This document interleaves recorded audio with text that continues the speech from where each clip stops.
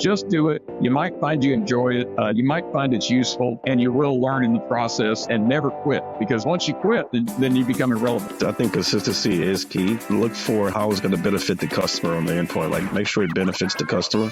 The Industrial Growth Institute podcast connects you with the big thinkers, makers, and subject matter experts across all aspects of an integrated B2B industrial revenue growth function.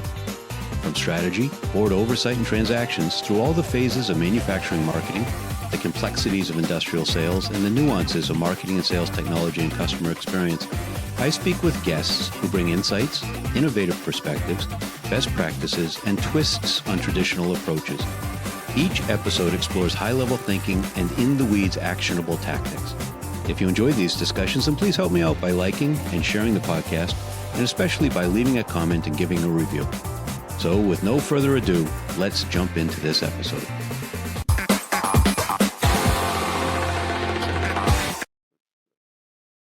Thanks for tuning into the Industrial Growth Institute podcast. I'm Ed Marsh, your host, and today we're trying something new. We got two guests. I'm joined by Dan Allford and Johnny Tyler of ARC Specialties. Dan is the founder and president of the company, which has a 34-year track record of furnishing what they call one-of-a-kind machinery for metal welding and cutting applications, material handling, pick-and-place machinery, and test equipment that help customers improve production quality, rate, and profitability. Dan always says that ARC thrives on problems and invites companies to bring their problems to challenge them. Now, Dan's got what, from New England, I might call a Texas-sized personality. He's an engineer by training who's become a bit of a media personality through his engaging content and really his authenticity. He posts frequently on LinkedIn on a variety of topics across a wide range: apprenticeships and career and trades, hunting safaris, and range time, including the shooting clays team that his company sponsors, the oil and gas industry and a manufacturing economy, welding and robotics applications. Obviously, that's the core of what they do. His hobbies, including being an instructor in high-performance track driving and hiking and long bike rides. He speaks of the power of trade shows, and he even had one post showing the first aid kit he routinely carries with him everywhere he goes, including to trade shows and, I guess, occupational risk maybe in his industry. He talks in one recent post about how his hobbies require that several of his favorite activities mandate that he puts his blood type on his gear. And he also cites pronouns in his LinkedIn profile that I think convey moral courage, standing for what he considers important. So that's Dan. But we wouldn't know Dan nearly as well without Johnny. While Dan's often in front of the camera, it took some work to drag Johnny out from behind it for this episode. Johnny has a bachelor's in fine arts and graphic design that he earned while he was actually working at Grainger. So he's got an industrial background himself. At ARC Specialties, he drives the company's brand and messaging across various platforms, and he brings a creative lens to his broad marketing role, including overseeing initiatives from videography and web design through event planning and print and trade shows and more. So I've got a feeling that you may need a 3-point harness to kind of keep you in your seat for this one. I think we're going to bounce around quite a bit. As we get started, please do your part. Help others find episodes like this. You know the drill. Like, share, comment, and subscribe. And so with that introduction, I'm really looking forward to this. Welcome, gentlemen. You're coming from Houston. Thanks for joining me today. Well, nice to meet you. Thanks for having us on, Ed. It's our pleasure. Cool. All right, Johnny, let's start with you. I know that you don't often get on this side of the camera. So when ARC Specialties, when I look at the YouTube channel, I see 353 videos. The oldest is 16 years old. Okay. A number of them have over 5,000 views. 6 years ago, you came into an operation that obviously valued media. Right. When you joined, what was the biggest thing that you knew you had to change in order to help Dan and his vision realize its potential? Well, the first thing I knew was that I needed to learn how to shoot video. I came in with little to no knowledge on video, and Dan told me I needed to learn real quick, or I wasn't going to have a limited opportunity here. So I took a hold of the camera, took a hold of the software, not afraid of software, not afraid of the equipment, and just went out and did it, and just tried to use my composition skills, things I've learned from my fine arts background, and apply it to what we do here.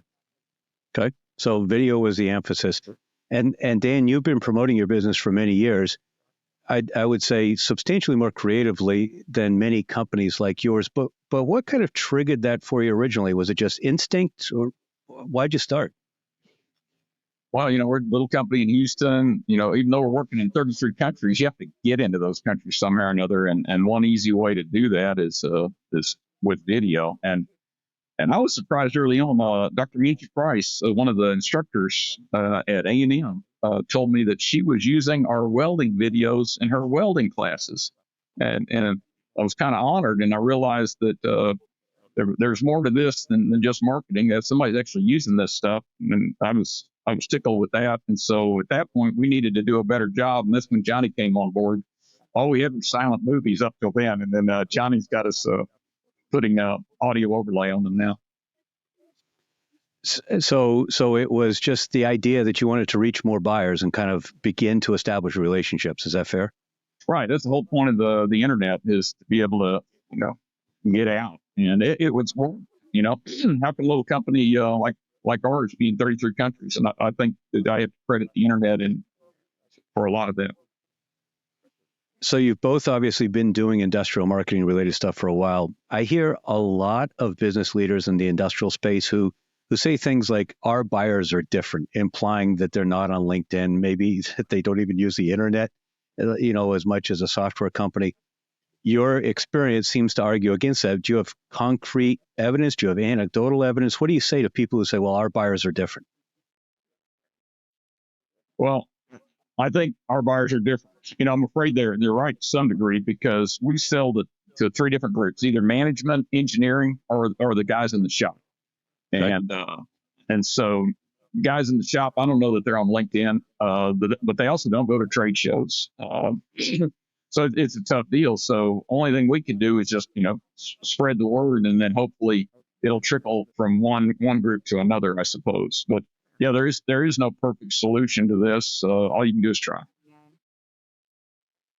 And Johnny, do you have a perspective on why it's worthwhile creating digital content when not everyone necessarily is a digital native? Yeah, I think it's very important to start making digital content. First, you need to set up the fact that I think that, when I got here to the company, walking around, viewing everything, and then looking at the knowledge base here with all the employees, you have to set up the fact that this is we are thought leaders in this industry. So we're pushing forward these industries. So the thing is to get all that information out somehow. And I think social media is the best way, being that you got tons and thousands, you got millions of people on social media, and all those millions of people know somebody else. So that video can get pushed to one person, which get pushed to some other person. It gets pushed to that shop guy that Dan was speaking about, and that gets us out in front of those potential customers. Right. So Dan, I think it's safe to say you're certainly a technical expert and obviously a strong manager, having grown the company the way you have, but you're also a leader. My sense is that your pitter patter matches your chitter chatter. And so when you're putting yourself out there on the camera, you're showing your colleagues that it's safe. You're not asking anyone to do something that you wouldn't. So what's the impact? What happens when you and Johnny suddenly come around the corner and ambush one of your folks and say, hey, today we're making a video? How do they react?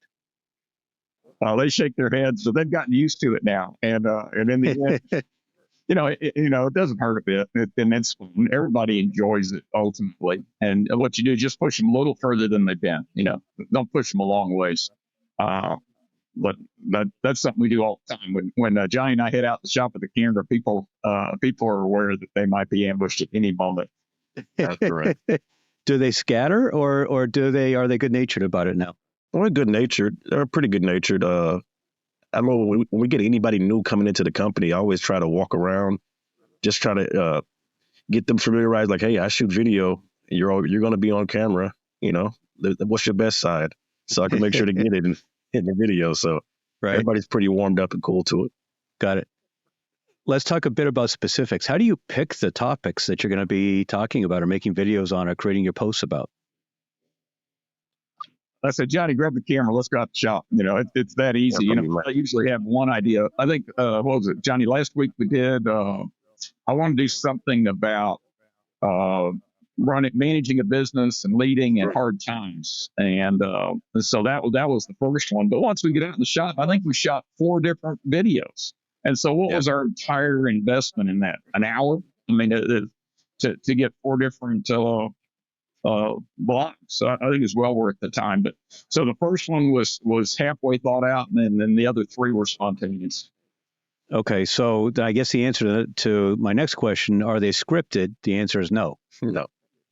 No, maybe one video or two videos on that 353 video list is scripted. No. That we've had a couple of talks where I wanted to get everything right, and I think, but I can think of 5 or less that I scripted. But on occasion, it's something that I want to get the details exactly precise, and but yeah, most of the time it's off the cuff, and that's what I tell people. We meet people at shows, and they'll shake my hand and say, "Hey, we watch your stuff," and I encourage everybody to do it. Everyone has a story. Everyone has something that they need to share with the world, and it's that easy. You just need Johnny. Yeah. So you don't have somebody holed up with technical SEO, researching on vidIQ and SEMrush and Ahrefs and all that, trying to look for key terms that are going to resonate. You pick stories that are important to you that from talking to buyers are going to mean something to them, and you just go ahead and make the video. Yeah. And when you do that, Johnny, how many takes are you typically making? And do you have to cut a lot out in editing, or are these you're basically getting it in one take and you just clean it up a little bit? Oh, we don't. There's not a lot of one takers, but okay, Dan's pretty good. Dan's pretty good. I think the key is just having somebody willing to get in front of the camera, be passionate about the work, and just be ready to talk. And when you're passionate about it, I think it comes out easy. I think it comes out easier for Dan, except for like those points he said when he wants to be technically specific on certain things. Yeah, he's usually really spot on. And Dan, has it always been this comfortable for you? Were you able to just get up there and extemporaneous if that's a word, I don't know if I'm saying it right, the way you do now? Or was it uncomfortable initially and it took you a lot of practice or a lot of reps to get comfortable to where you are now? I don't know how many people are naturals in public. I certainly wasn't. I've been one of these certificates was one of my bosses 40 years ago had me go teach a class for the American Society of Metals. It's a long story, and he was specifically doing it to introduce me to public speaking. It's very technical, so I got through it. And so you got to learn by doing. And that's the beauty of the internet too. You'll get feedback. If nobody watches it, then maybe you're doing something wrong. But if you get a bunch of people watching this one and not that one, that's useful information. And so in your world, as I looked at your channel, a lot of videos have less than 100 views, but I don't think that's bad. I mean, I don't know. What do you consider a reasonable number of views, say, over the first year? Or do you even track it? No, to me, it's the views are not, the right people viewing it. That's what's important to me. It's we can have 1,000 views on a video, and it can be 1,000 sales guys that watch the video, right? And just like, oh, I like the video, but if the video is viewed by the right amount of people, that's the right people. So we try to look at LinkedIn stats, looked at those things, and I can see who's watching the videos. You see, we've grown a lot from sales to more of the guys inside the shop owners, operation managers. We've grown a lot. And obviously, early on, when there weren't a ton of views, you kept going. You kept investing and iterating, even when it wasn't necessarily obvious that the strategy was going to work. How did you have that faith to drive on after 6 months of no order that you could easily attribute to a video? I'm sure it's one big package. There's no one thing that is going to make the company work, and the fact we're still working. And we've actually been around for 41 years, by the way. So the fact we're still surviving after 41 years means something's working right. I never doubted that, if you get 2 people watching something and it's useful to them, maybe it's 2 kids at college, I'm all in. That's enough for me. And I think our stats on LinkedIn are better. Some of the stuff there, easily 10,000, one of them over 100,000. And that's something Johnny and I can't do, is predict which ones are going to be popular and which ones aren't. And then even the popular ones, are they truly advantageous to the business? I can't tell you that. Right. So I think what I'm hearing is that you firmly believe that in aggregate, this program is helping you. It's building trust. It's introducing you to new buyers. You're reaching companies around the world that you wouldn't reach otherwise. And what happens with any particular post or video is relatively insignificant. It's the aggregate effort and the aggregate body of content and knowledge. Is that fair? I believe that's fair. I also believe it's important to first, you want to build that thought leadership, that this person, that we are not just selling you something all the time. We're offering information. Of course, we want to sell, but we're offering up this information, and we're a content system where you can go and maybe you need to learn a little bit more about GTAW or some MIG welding. Maybe you need to learn more about the process of the programming of the system or what we did in this specific instance with this robotic arm. So I think that was very important for us to start laying that groundwork of thought leadership here at ARC Specialties. And then I think the rest will fall in line. And clearly, as I look at your content, one thing that jumps out is there's not a lot of, well, this is our X123 system that does this, and here's why you should buy it. Instead, your content is about, hey, here's a technique, or here's a problem, or here's a kind of situation that companies often encounter. Let's talk about how you work around it, what's important. Has that been a conscious decision from the beginning? Because many companies just vomit up crap about their own stuff. You don't want to read that though, and we're like everybody else. You don't want an infomercial, So what we're trying to do is share some technology, and we really, Johnny, I do three things: a lot of tech, but then we also do human interest. We did something about some extinct deer that we're raising, and then we also do opinions. Because so this is my bully pulpit to express opinions. All three of them are necessary. Right. A technical point, I noticed that many of the videos don't seem to have custom thumbnails the way that YouTube often recommends. I know you do for some of your series, but not for the routine videos. Is that an intentional decision? Yeah. So I do like a little A/B testing sometimes. I'll see what a graphic thumbnail, because I have a degree in graphic design. Of course, I want to make a ton of thumbnails, but sometimes I've noticed that maybe the process, like the welding process or the action from the scene, does a lot better than a thumbnail. A lot of times a thumbnail is graphical. It's almost like clickbait in a way where you see, I saw that. What is going to look this cool? It may not look that cool to them. They may miss that graphic. But I think what resonates to people is the process. So if they see the process, that's plasma going on here with a robotic arm. Oh, let me click on that and let me watch that video. I see. You recently invested, I assume, a substantial amount of money in an on-premise podcast studio. So a lot of your video is shot out on the floor, but obviously, in addition to Dan's cadre of experts, you're kind of over-indexing or doubling down on podcasts going forward. What's driven that? We did a podcast. Dan started doing podcasts before I got here, I believe. Dan did a couple podcasts a while back with a marketing agency. I think it's another avenue that was growing and booming, and it's, getting information out is awesome. So we built the podcast studio. We had the room here across the street here in our research lab, and just took that spot and just claimed it and started using it for podcast studios. And Dan does a great job of talking. He talks a lot. we get some good content out of it. Right. Just kind of incidentally, I also know from watching your stuff that you've got a museum, a welding museum, which I assume may be part of your research center as well. So you've really built this interesting operation that's far more than just a workshop where you're putting together welding robots.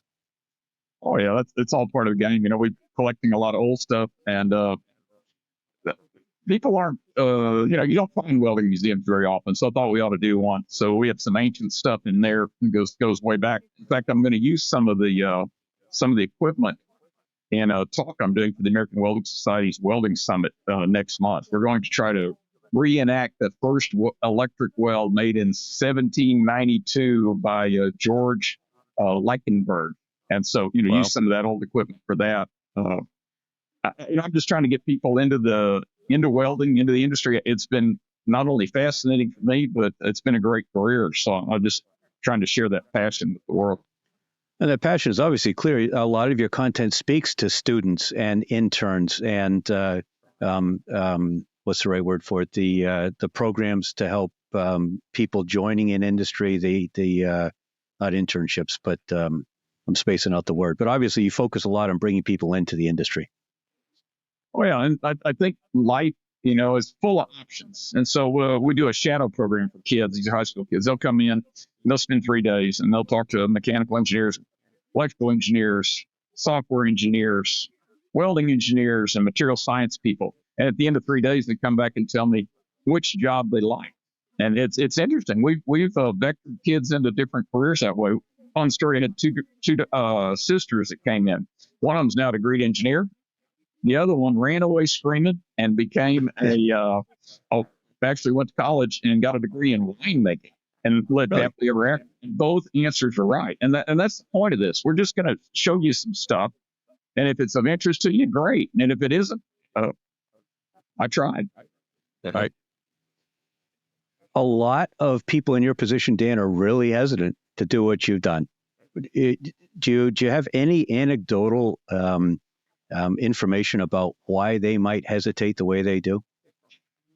People are afraid that they'll make a mistake. I make a lot of them. It doesn't bother me at all. We're all human. I think that if Johnny and I made them too polished, they wouldn't be as credible. And so, we make mistakes, mispronounce words, even some bad camera work at times. And people are afraid of that. And by coming on our podcast, I mean, without exception, everybody we've had on the podcast in the end said that was so. Yeah.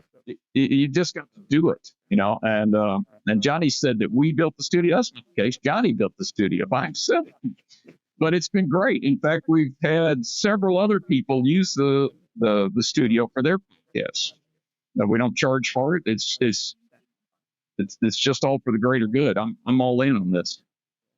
What's interesting, though, is that obviously in many ways, technically, you're a perfectionist. When you put together a robotic system for doing offshore oil rig work, I don't know the details of how you do it, but there's no room for error in those cases. But leading up to that, you do a lot of experimentation. And this seems to reflect the experimentation part of your personality, not the perfectionist part of it. How do you balance those two? Well, when we get a problem, we say, we try a problem, send us yours. But when we get a new problem in, there's 3 possible answers. Technology is not available to solve that problem yet. Maybe later. We'll put it in the back of our mind and look for a solution later. Yes, we have a proven solution. Here's your proposal.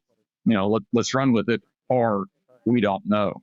And the reason we have a laboratory is frequently the answer is we don't know. And when I was a kid, my mom was one of the early radiation mutation researchers on the effects of radiation on genetics. And way back in the 60s, you could take your kid to a laboratory. Well, you can't do that anymore. But so I grew up in her laboratory, and I think that she taught me the love of experimentation. And so, I'm not irradiating fruit flies like she did, but we're doing a lot of interesting stuff. Where we just go in the lab. Somebody says, "How do you make titanium bulletproof?" Well, it's not in the book. How do you weld tungsten? It's not in the book. That's why you have to have a lab. So when we get to that third question, the third group where we don't know, you got to have a lab. What else are you going to do? You're going to build something and guess? That's not a good solution. But that lab idea, this attribute that your mom cultivated and you obviously has bled over into the way you market the business. It's neat to see that overlap or that analogy, if you will. When you hired Johnny, did you just get really lucky, or had you hired for that role before and learned lessons about how to select the right person? And what were the key skills that you knew you needed? And if you didn't have video when you hired him, how did you know that he would get good at it? Well, as far as we know, Johnny's the only good marketing person we've ever had. We've had several. So, it was a low bar, but he's killing it. It's great. And so we've had other people, but you got to have some passion. You got to be interested. And Johnny is wonderful. He'll bring all these new people in that have never been in front of the camera, and he is never critical.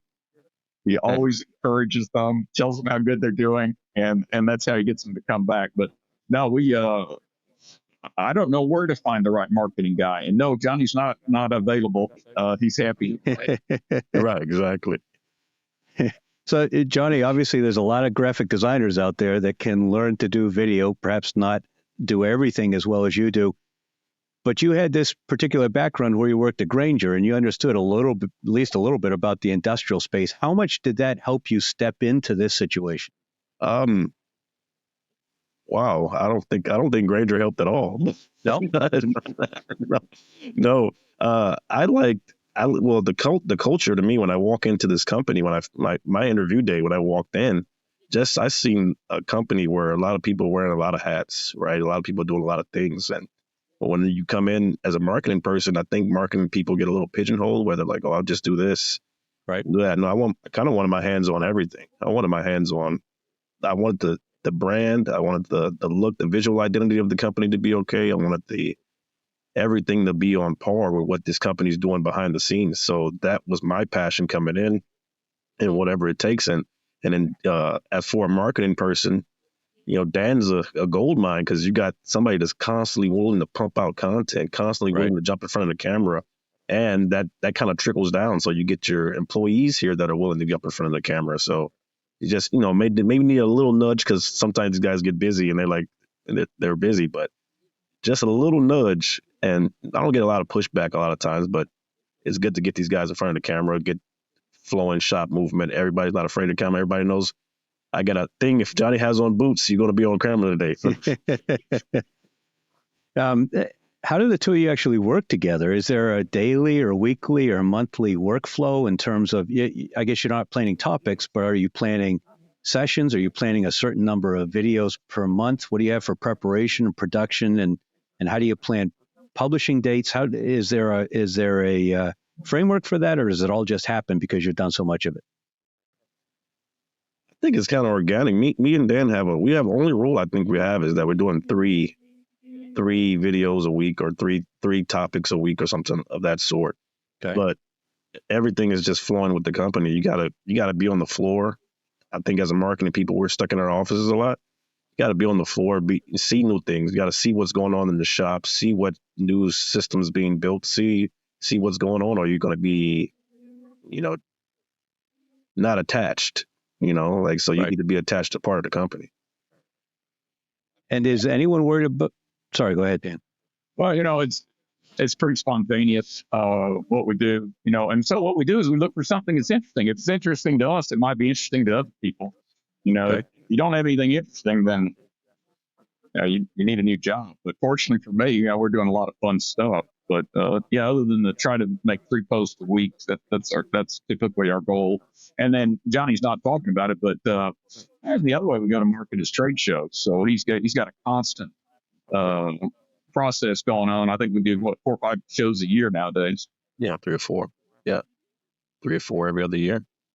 And I know part of what you've done is actually created video content at shows. So when you're there with people, you're taking that opportunity. You've got other perspectives, other topics, other people that you can tap into. Are there other techniques that you use to kind of merge the digital and the physical world as part of your marketing effort?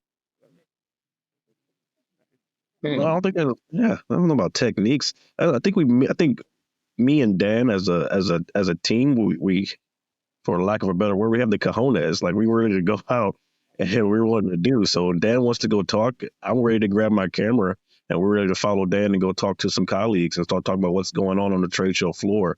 I think a lot of times these trade shows nothing leaves the trade show floor. Everything's on the floor, it's stuck there. Maybe if you're a part of the industry or somewhat, you get to see a live stream or something. But for our customers and everything like that might not attend the trade shows, I think it's good to show what's going on. And they see what new technology we have, what's going on, and what's going on with the rest of the industry.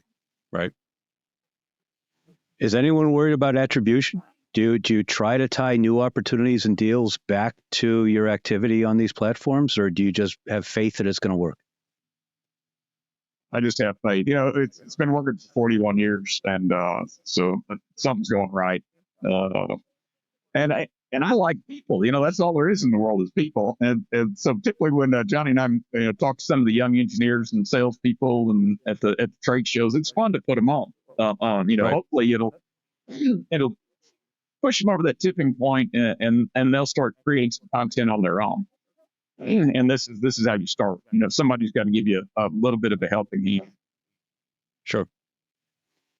We talked at the beginning about experimentation, and obviously there's a lot of experimentation. I looked at your playlist or your series, Weld of the Week. You had 33 episodes over a couple years, and then you stopped doing it. So how do you decide when you're always experimenting, trying a lot of new things? How do you decide when to stop doing something? Well, I suffer from attention deficit hyperactivity disorder, so we work on stuff that's interesting to us, and we'll do some more Weld of the Week when it's appropriate. But like I said, a lot of this is spontaneous. Rather than force a episode, it's better to go and find something that's timely, topical, and interesting. So that's why you see a lot of variation in that. Right now, we're having fun with we call it the Art Challenge Coin Challenge. Excuse me. I'll post a question, some kind of welding minutia, and it has been so much fun. And the people have been winning our Art Challenge coins, which Johnny designed, by the way. People win them all over the world. The challenge coin isn't very expensive, but the freight is. But right. I'm delighted to send them all over the world, and it's been too much fun.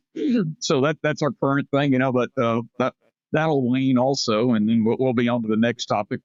So, we have continuity, but nothing specific. Well, you gentlemen both will earn a challenge coin by participating in this podcast.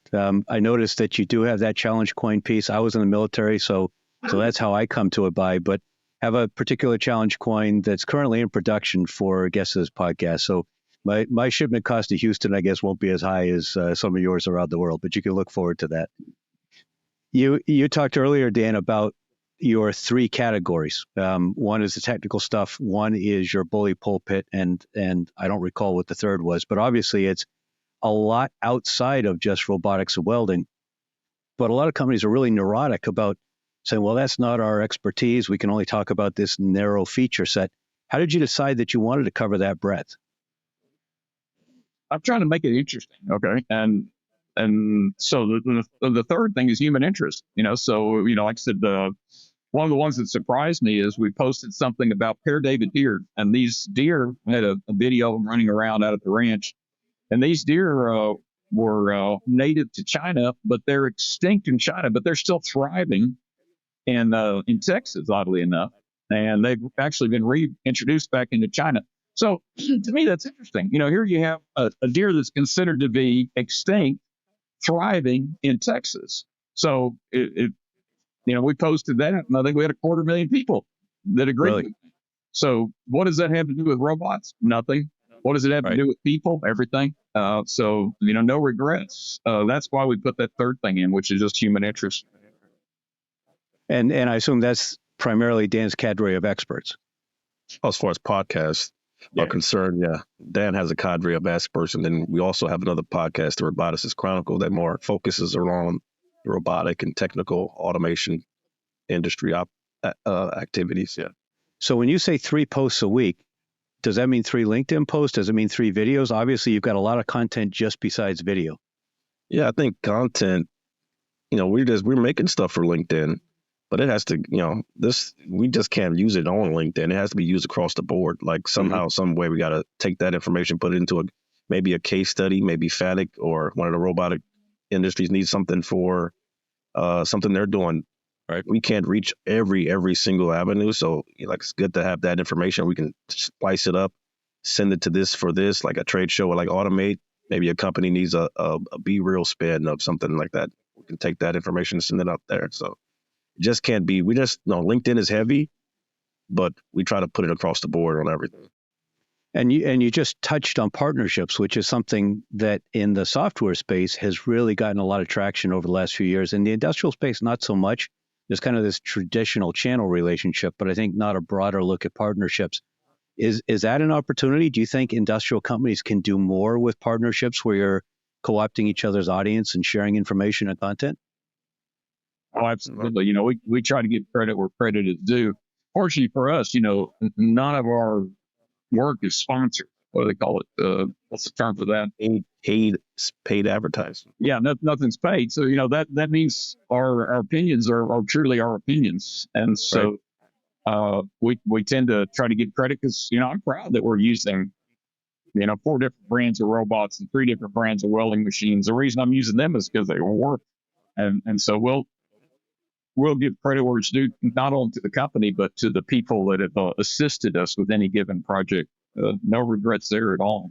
And, I look at our LinkedIn data. On LinkedIn, you can determine not only, even if you don't pay for any additional help, and we don't, you can determine which companies are watching you. And it's interesting. The people that are watching most of our videos, in the majority, are vendors. And you would think, well, that's pointless to us. Well, no, it's not, because guess what? They're trying to sell high-tech equipment to a low-tech audience. And so there needs to be an intermediary, and that's Johnny and me, and the team at our Specialties. So I have no regrets speaking to the vendors, because then the vendors speak to the end users. It just creates a huge sales force for us. Yeah, that partnership angle, I think, is hugely powerful. And as it gets harder and harder to get in front of end user buyers, it's something that I think many companies are not fully appreciating. So that's an interesting angle. A lot of what you're doing is obviously building awareness and trust. It's not even necessarily direct lead generation. So I suspect that when somebody picks up the phone and calls you all or emails, it's probably more for feasibility information and to talk through a potential application. Have you seen this before? Not so much a defined project with approved budget and timeline. Is that correct? Oh, absolutely. We've got a program where, I'll actually go to your plant, or John or James or one of us, walk all the way through the whole plant, starting at the receiving dock all the way through manufacturing and shipping, and we'll identify problems which current level industrial automation can solve. And, because typically the customers, they know what their big problems are, but they don't know what technology can do for them. And right. And so I love that. We call it MAP, Manufacturing Automation Audit Program. I've done them all over the world, and typically we'll identify projects that the customers have never even looked at. But if it's there's nothing wrong with doing a slam dunk automation project every now and then. It looks good on the paper. Sure. So that means that your sales team is spending time talking with people where there's no qualified opportunity. You're creating a lot of opportunities. And a lot of companies, they say, we don't want you talking to people unless they're bank qualified, budget, authority, clear need, timeline for doing it. How do you coach your salespeople on making those time investments when it's not necessarily clear that there will be an opportunity? Are they just so good at finding them that every time they go, that they'll find something? Yeah, that's not the case. But I think for me, after about 3 inquiries from a given company, I'll typically give up on them, decide they're probably tire kickers. But fortunately, our sales team, they're a little more perseverant than me, so they will hang in there, because I know that they'll sell stuff that I thought was dead. But so it's intuition. We give everybody the benefit of the doubt. I just went up to Ohio, walked through a plant. I had a great time. I got to walk through a really fascinating plant, identified 8 projects that we could do. Haven't sold one of them, but I have no regrets. The process of selling capital equipment can take years, so you've got to be patient. Dan, you and I first spoke when I cold called you one day. I left you a message and you called me back, and I think that's relatively unusual. And I'm guessing that's a reflection of some of what you think about outbound sales and prospecting, what you expect of your team, the culture that you want to cultivate. What do you think about outbound sales and prospecting? It's got a bad reputation these days. Yeah, that's something we don't do because the hit rate is so low on cold calls. So no, I'm not a big fan of it, and I seldom, you must have said something. I don't recall what you said. You said something that intrigued me, so that's what got you past the first step. Got it. And so, what does your sales team do? Do they just respond to inquiries? Your turn, Johnny. Where to get all these? They just respond to inquiries. I think we push out enough content that we push out so much content that we draw the. You create a lot of those inquiries. Yeah, we create a lot of those inquiries, and then working with these manufacturers that the robotic arm manufacturers in the industry, then that helps also build the leads and everything for us because they trust us. They see what we're doing. They see that we can do it. And so that makes it kind of easier, I think, for the sales guys to talk to these guys. And every Johnny, while weekend, you're talking, what's your vision 3 years out? How do you think what you're creating with Dan at ARC is going to be even more unique than it is right now? 3 years from now, I just see it. Just see a wheeled oil machine in about 3 to 5 years. I see more content being pushed out, more people involved. You get to see more faces of the ARC Specialties group, not just Dan. We will start seeing some more of our VPs and some more of our engineers involved, just to get a different perspective on some of these projects and things like that. Maybe we could touch on some things, but I want them to see the work that goes into all these customized systems. So when I first got here, I learned that the number one use for robotic arm is to collect dust. I learned that from Dan. And that's because the people don't ask the right questions. Dan doesn't get to go through, or our team doesn't get to go through and do the maps and everything like that. So I see a more efficient website. I see the LinkedIn growing. I want to see 10,000 some odd people on our LinkedIn or something like that following us. We're constantly putting out content, and the sales just coming in because, there's nobody better than ARC Specialties in the robotic integration platform. So you're doing all this multimedia work. You've built this capability. You've got a studio. You've got this culture. And what we're talking about is primarily focused on prospects. How much of it are you using for customer training or augmented reality, remote troubleshooting? Are you looking further through the customer lifecycle as well?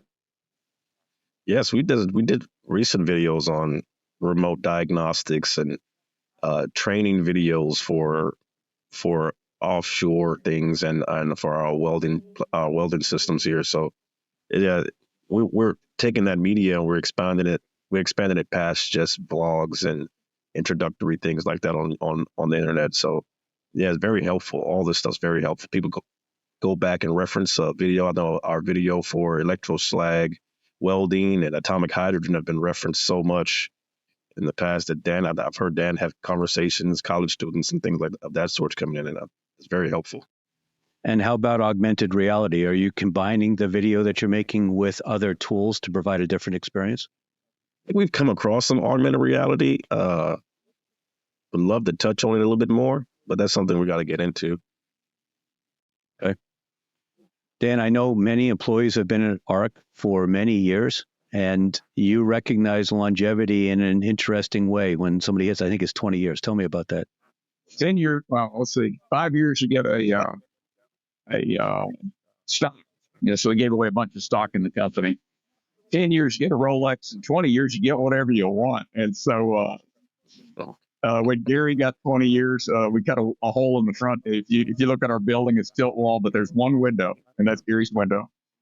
John Martin just went to Greece, took his whole family to Greece. James just went to some place in the Caribbean. So, but we're giving away 2 Rolexes next month. So we've got 2 more guys that got Rolex. Unfortunately, we didn't have a program in place when I got 10 years, so I don't have one yet.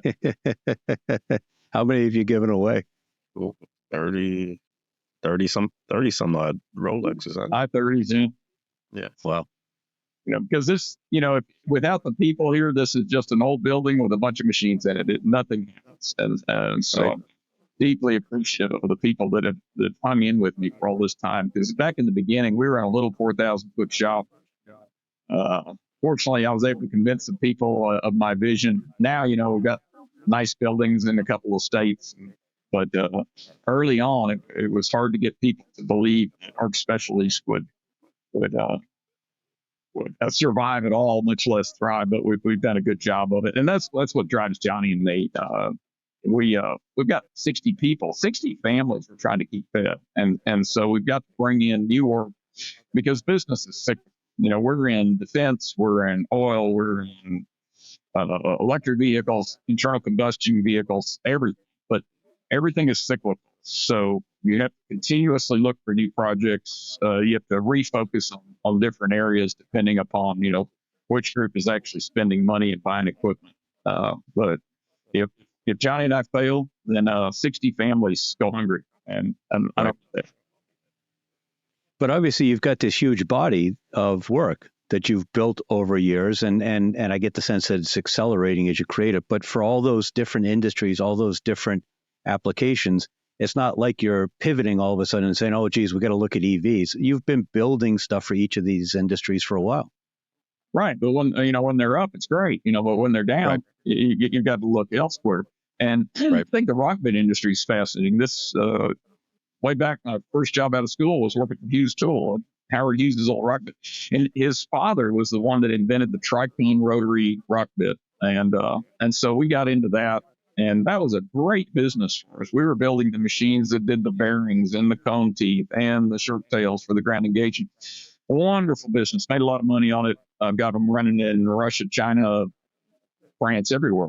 Guess what? Technology changes. So now the rock bit industry is pretty much abandoned Howard Hughes' original 100-year-old technology, and they've gone to a polycrystalline diamond rock bit.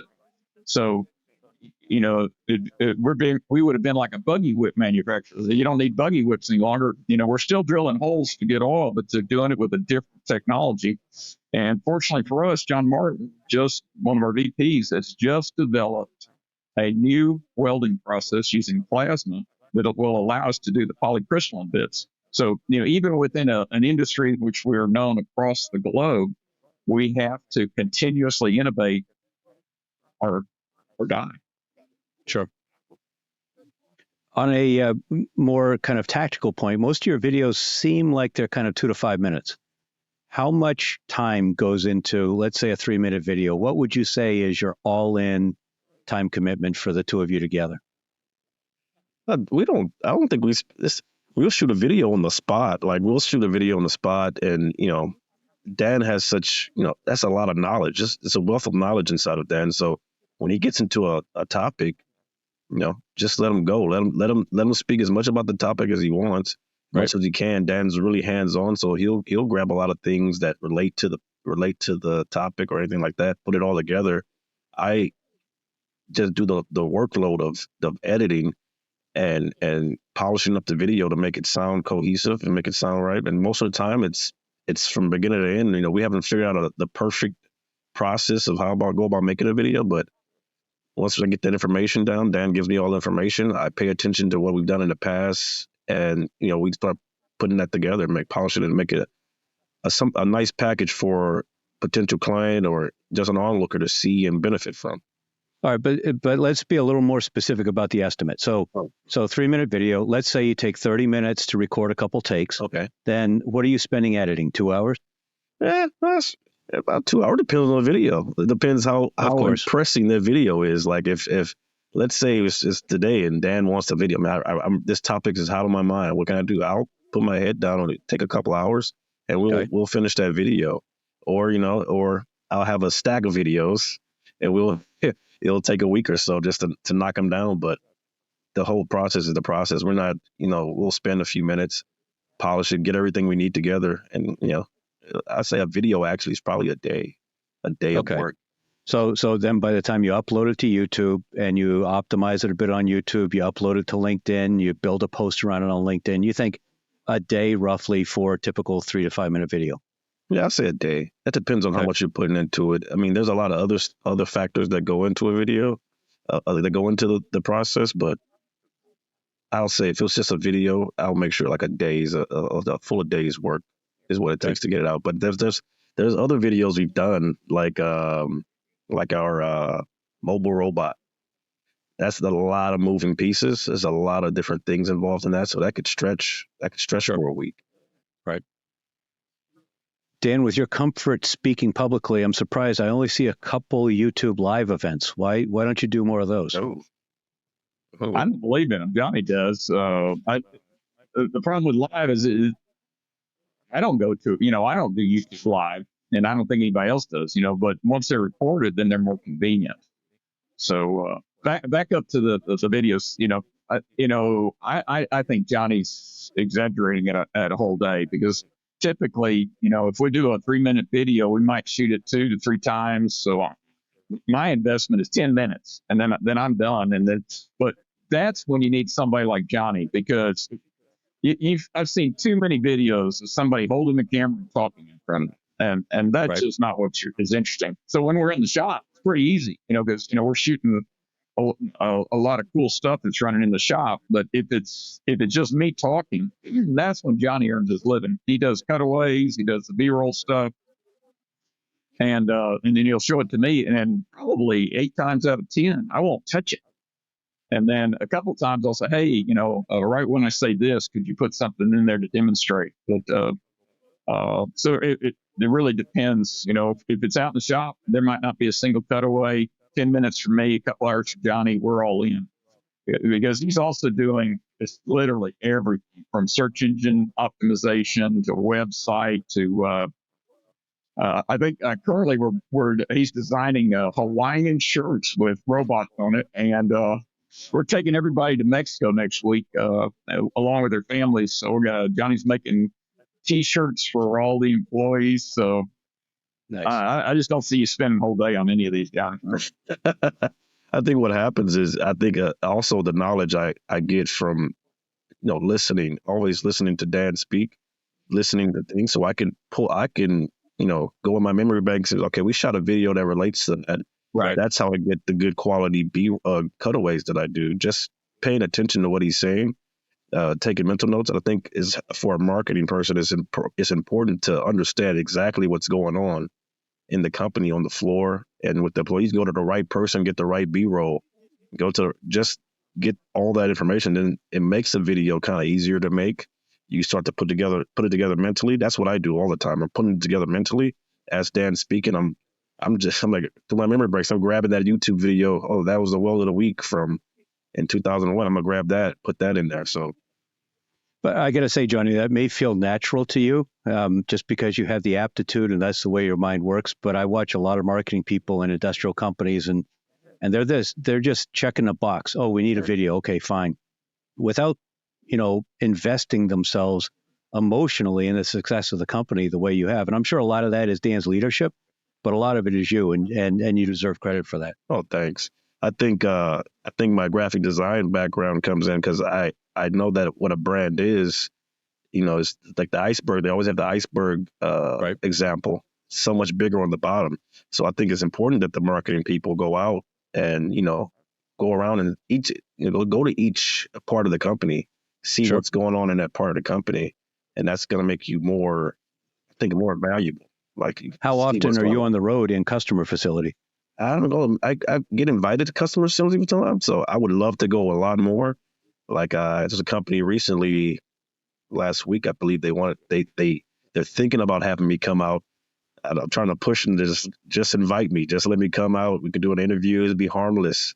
Well, talk about fits and spits. I like that one because I had no input. I stayed here, kind of did the whole thing.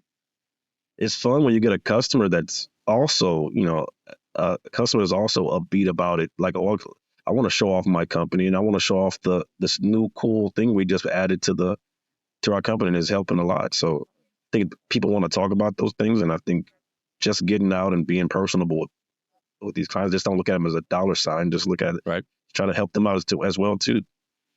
And I gotta tell you a story, Ed, because you really nailed it. We used a marketing company because everyone I'd hired was a disappointment, and so we had a third-party marketing company, and they did a great job. And Johnny and I credit them for a lot of the stimulus getting us into this stuff. But I remember their videos, their cutaways were wrong. I mean, I love the guys, but because at Arc Specialties, you have robots building customer parts, but you also have machines building robots. And it's two, to a geek like me, that's two entirely different processes. But they would just throw B-roll in there any which way. As far as they were concerned, anytime you saw chips and sparks, that was adequate. And I remember I used to just grit my teeth and take it, because it was wrong. But I'm sure our customer, the more sophisticated customers, are going like, that doesn't look right. But now with Johnny, everything is spot on, technically accurate. And I told you, 2 out of 10, I ask him for some changes. The only time I do that now is when, he's got something technically incorrect on there. But I got to say, Johnny, those instances are becoming fewer and fewer further. Yeah. And how much of that is just having 6 years of experience in the business? you gotta get on the floor. You gotta watch. I mean, you know, Do you wear steel toes every day? not every day. No. Like I said, when the guys see me with boots on, out here, Johnny got boots on. It's like, You don't get ready put to those camera. silly yellow things over the toe of your Oh, no, sneakers, do you? I'll wear industrial boots. I'll wear All right. boots. This is Texas. We'll wear some boots and some jeans. Yeah, All right. but Speaking of technicalities, are you Adobe, Canva? What's your toolkit? I'm I'm an Adobe guy. But I've always been whatever the software is. If I get my hands on it, I'm gonna figure it out and make it work to my Right. benefit. Can't be afraid of software.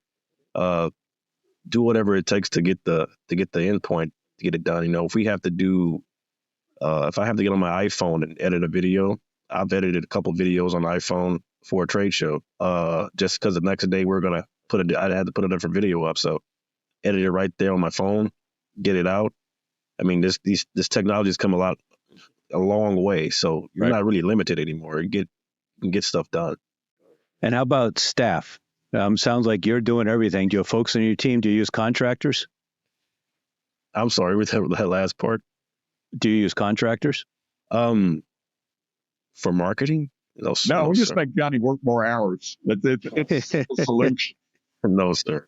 Yeah, like the website here. I mean, giving it to somebody is one thing, but I'm really invested in the company. I want the company to look good. I want Right. everybody here to look good. So when I want my hands on it, and if somebody can help with that, then okay. But if you can't, like if I give you a video and you throw in like Dan said, the CNC machine cutting metal when we're talking about plasma cutting on a 3D part, that's not going to work well for our end customer. They say like I would be, if I saw a video saying something, seeing that, I would probably not be interested anywhere. They don't know what they're talking about. And certainly this partnership that you have with your vendors wouldn't be nearly as successful because you wouldn't have the credibility with them, and they'd be worried about what kind of crap you guys might put out.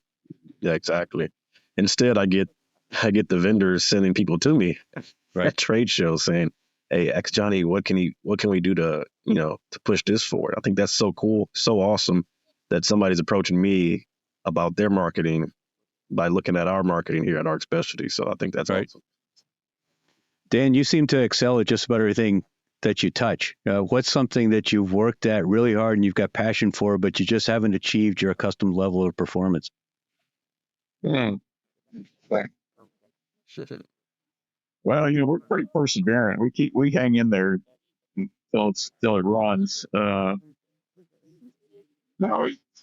I'm building a machine right now that doesn't work yet. I'm trying to recreate the very first electric well that was done in 1792, and so far it's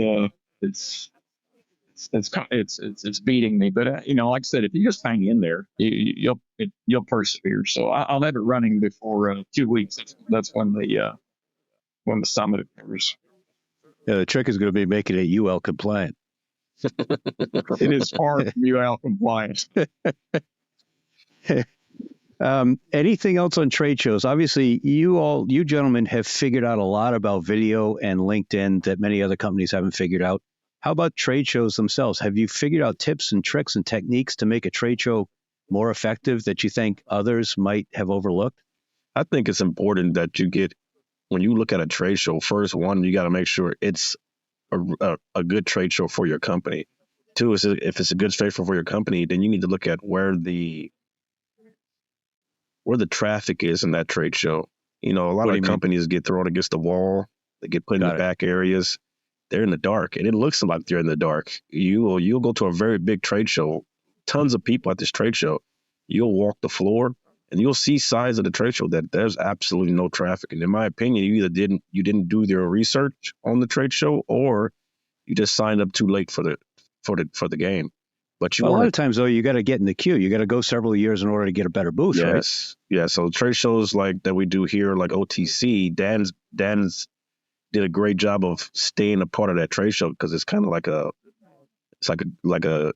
club. You got to stay in that club, and once you leave the club, you kind of reset your status there. So staying involved and also being interesting. like when you get to that spot, the mid floor, you get to that main traffic area, you want to stay interesting. So I love it when the trade show people will come up, say, hey, we're going to move you guys up the queue next year because we see that you're actually bringing in quite a bit of people to the show.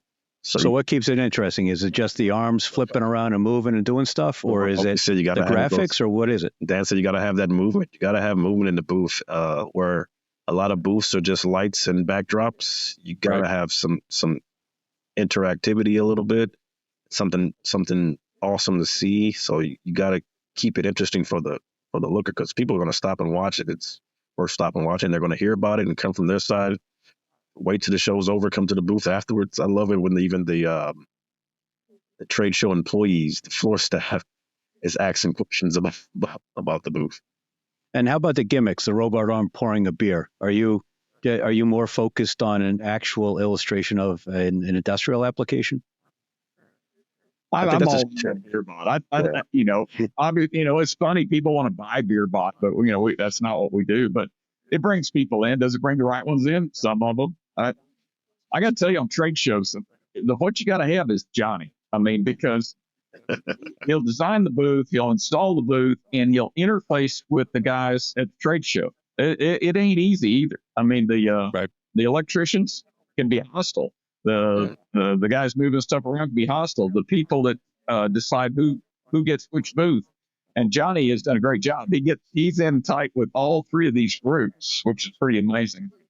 The thing that I think you got to do at a trade show, because I walk trade shows, I got attention deficit disorder, so I don't stay in the booth with Johnny. I go walk around, and the booth has to make a good initial impression in under 5 seconds, because I'm walking that fast. So that's what I push Johnny to do is get a booth going that'll make an impression that's good enough that I'll walk in there and want more information. I don't have to understand. So what do you look for? What gets your attention?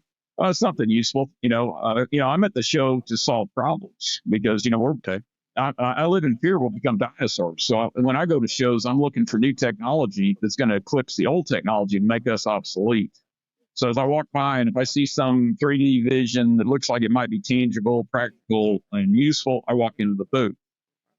And the third thing we do is we always speak at shows if they'll have us. I think we're doing the defense contractor show, and I'm speaking at that one. We're doing the AWS, speaking of that. So that's something I recommend to people. But once again, you got to get over your fear of public speaking, and you have to have a topic that's worth listening to. And so if you have every time we've done a trade show where I've spoke back in the conference rooms, I swear it drives traffic to the booth. Got it.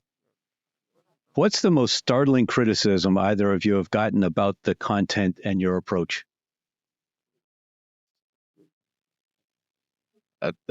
It's super professional. I think that's it's extremely professional work, like that. But has anybody said you guys are nuts? Yeah. Oh, why are you doing this? You're crazy because of XYZ reason.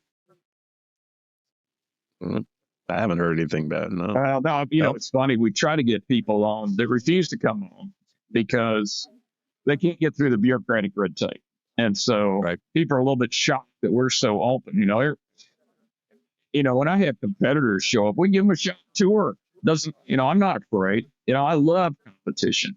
And so that's why we're so forthcoming with technical details, because I'm giving away the secrets, but you got to put it all together to make it work. So people are a little bit shocked that we give away as much as we do, but hey, that's the way we've always been, and too late to change now. So as we get ready to wrap up, both of you talking from experience to companies who haven't embraced what you're doing, may be intrigued by it. Give me what you think are the axioms they must follow, and 3 mistakes that they should avoid that you learned slowed you down along the way that you had to overcome. I'm going to say just do it, and do it on a regular basis. I follow a lot of people, and I love reading their stuff. And when there's a dry spell and they don't put anything out, I lose interest. And that's why we're trying to hit, 3 just quick ones every week. Some of them it does take Johnny a day to do, but some of them are, a gift and some verbiage. Just put it out there. So I'd say just do it. You might find you enjoy it. You might find it's useful, and you will learn in the process. And never quit, because once you quit, then you become irrelevant again, and then you have to start all over. So that's my input. Yeah, Johnny? I think consistency is key. When you're putting stuff out, look for how it's going to benefit the customer on the endpoint. Like, just we Amen. can put information out, make sure it benefits the customer. Right. We do, like we said, we do our human interest and our opinion. But I think that the fact that we're a thought leadership, you bought into us now you can buy into some of the things that we're talking about on the side. That keeps it interesting. But don't be afraid to have some things. Make a segment. Come up with a segment like Word of the Week. Come up with something that will keep you consistent for a while. I think Word of the Week was building our consistency, helping us build our consistency here. But just got to be involved and get ready to push some stuff out. Don't wait for a new system. Just go back in your archives, look at what you have, and see how can you refresh that content and get it out. And you're making me think of another question as you're talking about that. You must have a pretty good process for every time a machine gets ready to ship, how you document it by video without any specific objective in mind at the time, just knowing that you'll have that B-roll or you'll have that in your archives. Is that a routine part of your process too? Yeah, I think, like, I want to record everything that I can. Right. If it doesn't make it to the internet, that's cool, but it can be internal. It can be internal things. Like, it can be something that we go back on. Like I said, having that knowledge that, I recorded all this. When Dan brings something up in a topic, it's easy for me to go back and be like, okay, this part was this. That was relatable, so I can add this to it. Dan, when I cold called you and you called me back that day, one of the things that you mentioned was that you'll go speak at any event where you get an invite, and you just talked about at trade shows. And I think the point of that is that a company doesn't necessarily have to plan on building their YouTube channel over time. I mean, they could simply concentrate on getting their executives out there in front of people and speaking. Do you quantify the payoff for that, or is it like your video content where you just believe that it's going to work? You got to believe, and you're supposed to give back to the industry that's giving you a livelihood anyway. So, I've flown as far as California to speak to American Welding Society. I find it an honor, and I'm paying for the airplane tickets, everything. But the fact we get invited back means, it's worth listening to. So everyone should speak in public. All the professional societies are looking for speakers. I encourage you to do it. All right. I'm sure that you gentlemen have some creative conflicts. This has been kind of a love fest, and obviously there's a great bit of success working together. Dan, you move fast. You must have some ideas that are too crazy even for Johnny. Do you ever push back, and how do the two of you resolve those? Do I push back? Dad would love me to push back a little bit more often, I believe. But I'm open. I like to be open. I like to see what it is, and then if I don't think it worked, I'll make a slight nod, like, yeah. Why don't you think to myself? Yeah. You could think of. I rely on Johnny because, I'll push the envelope and I'll go like, did I go too far? He goes, yeah, that's too far. Right? So, we'll back it off a little bit, particularly when we get to opinions and stuff. The one thing that I am always harping on, and this has gotten to be a joke between Johnny and I, there's 4 components to a good video. There's the big picture, the close-up, the arc-on, which is, what is the process? That's the show the process, and the final part. And so that's our joke now, is if he doesn't get the 4 critical parts of the video, but you watch stuff online, and if it's not professionally done, either you don't get the big picture, or you don't get the close up, or you don't see the process that's occurring, or you don't see the results. So that's the 4 things. And so I try to get Johnny to shoot all 4 of those on every job, because I'm trying to explain the whole process to somebody who may not be familiar with it. So that's our standing joke. And every now and then I'll say, Johnny, you left out one of the 4. Yeah, exactly. All right. So real quick, people have been listening to you. They may think, geez, we have an automation opportunity in our factory. Tell everyone quickly, more accurately than I did at the beginning, what ARC Specialties does and who is a great prospect for your company? Well, the good news is automation saves jobs, and it allows people to live better lives. For example, the first automation success story was agriculture. That's why you have plentiful food and nobody's working on the farm. So if you have a process that you would like to automate, we're interested, because we've done everything from potatoes to plutonium and anything in between. So if you want to remove the human from an operation, give us a call. And that's why I've got a laboratory. We came up with a way to pick up tomato plant seedlings without damaging them. That's not in the textbook. That's the kind of stuff you got to do in a laboratory. So everybody out there, if you're building something, or making something, there's a chance that the automation might benefit it. The Federal Reserve is always trying to get a certain amount of inflation every year. So we're working against the Federal Reserve. We're trying to make everything cheaper and more plentiful. So if you're doing anything from potatoes to plutonium and you think you might have an application, look us up online, www.arcspecialties.com. And how do people get in touch with each of you gentlemen? Well, you can get in touch with us on LinkedIn. I'm Johnny at arcspecialties.com if you want to send me an email. I'm just Dan at Arc Specialties. But LinkedIn is the place where you're both active, easy to find you, great for people to follow. I'll tell you anecdotally, I've talked to a couple people around the world, Singapore, and I don't remember where the other place was. And I couldn't remember the name of Arc Specialties. And I'm embarrassed, Dan, I'm sorry, I couldn't remember your name. I said, the guy in Texas that makes all those videos about automation. They said, oh, you mean Dan from Arc Specialties. So it's working. I can tell you that it's working. Mission accomplished. All right, both of you here create a lot of content. You know what it takes to create content. So help me out. What do you recommend that those who are watching and listening do at this point? Just start making content. Like Dan said, just do it. Just get out there and start putting together stuff. We had a vendor here for shipping some boxes, and the guy's like, man, I think he stopped Dan and said, I want you to. I wish I can get on LinkedIn like you. I forget what this is Dan's story, but. Just getting that guy to post. I saw that guy's LinkedIn post the next day. I said, Johnny, hand him a microphone, and we shot a video right then and there. And he's been pushing that all over the place. And we'll know he succeeded when he creates his own. And but he had that day, he got over his camera fear, and he's a great vendor, so I'm happy to do it. Mm-hmm. Well, this is fabulous. Thank you both very much. Everyone listening, hope you enjoyed it as much as I did. Make sure that you like the episode, share it, comment, and be sure to subscribe. Thanks very much for joining me today, gentlemen. Thanks for having me. And thanks everyone for watching and listening.